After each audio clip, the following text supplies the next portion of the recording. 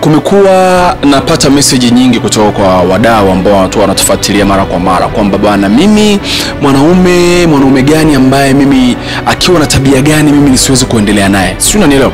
Mwanaume gani akiwa na tabia gani nisiweze kuendelea naye? Au kama tayari niko kwenye mahusiano naye, ni vitu gani ambavyo natakuwa nikivizingatia nikiona kwamba hivi vitu hivi ni changamoto, basi ikiwezekana kama ni ndoa niweze kuivunja, kama ni mahusiano ya kawaida niweze kuyavunja. Ni vitu gani ambavyo nataka kuvizingatia?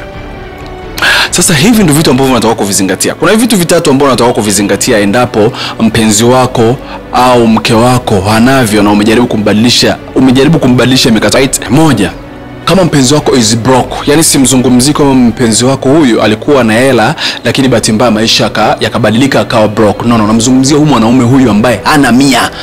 Yani mpenzi wako hana 100 na ukiangalia kabisa maisha huyu anaoishi haya, huyu sio mwanaume ambaye anaweza kupata hela leo wala kesho. Huyu mwanaume bwana atakusumbua kwa sababu yuko hivi. Wanaume, hakuna mwanamke ambaye anahitaji mwanaume ambaye is broke.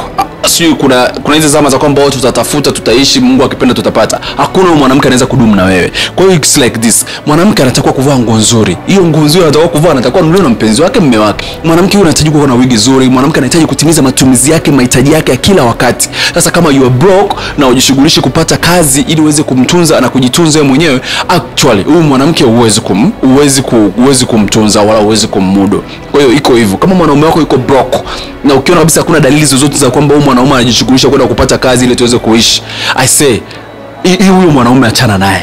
Hiyo ni hatua ya kwanza. Lakini hatua ya pili, kama mwanaume wako ni mtu ambaye ana wivu kupitiliza, wivu tunaruhusiwa kuwa nayo, right? Lakini kama mwanaume wako ana wivu kupitiliza, yani amepitiliza, yani ukivaa nguo nzuri tu anakuambia, umevalia nani hiyo? Umemvalia mwanaume, si ndio? Mara ukivaa nguo nzuri unasikia umeshapata mwanaume, sasa hivi unaenda kumuonyesha kwamba jinsi gani uko vizuri. Ukivaa nguo imebana, angalia. Ukifanya yani kile unachokifanya yeye kwake ni kosa. Kile unachokifanya kwake ni kosa. She is jealous. Yani mwanaume, yani na urembo wako ulionao kakuoa au ni mpenzi wako, lakini bado anakuonea wivu hata urembo ulionao. Yani ni wivu tu kila kitu. Yani kila kifanya wivu. Yani kwa Kiswahili wengine wanataka gubu. Yani mwanaume ana gubu. Huyo mwanaume, ndugu yangu, achana naye. Lakini nafasi ya tatu ni hii mwanaume ambaye yeye muda wote appreciate chochote unachokifanya. Yani it doesn't appreciate. Yani ukifanya hivi kelele, ukifanya hivi kelele. Yani akusifia hata uzuri. Yani wewe unakuwa na mwanaume alikusifia siku anakutongoza, lakini baada ya kukupata, baada ya kukuoa, hajawahi kukusifia kwa lolote. Yani hajawahi kufanya chochote ambacho kitakufanya wewe ujisifie. Na kati sisi hata kichaa ukimwambia wewe kichaa, you know you are so beautiful, anafanya sio, unanielewa? Sasa iweje kwenye mtu mwenye akili timamu? Unakuwa na mwanaume huyo yeye ajali chochote kuhusiana na hicho. Yani wewe appreciate. Kama uko naye kwenye maisha yako na unaona huyu mwanaume he doesn't appreciate anything, yani kama uko naye kwenye maisha yako na unaona mwanaume yeye ajali chochote kwako, ni mtu wa wivu kupitiliza, ni mtu ambaye ajishughulishi na kazi, na kuongezea na 4 ila mwisho, lakini kwa nataka kukupe 3. Lakini mwanaume mwingine ambaye utakuwa naye ni huyo mtu ambaye always is immature.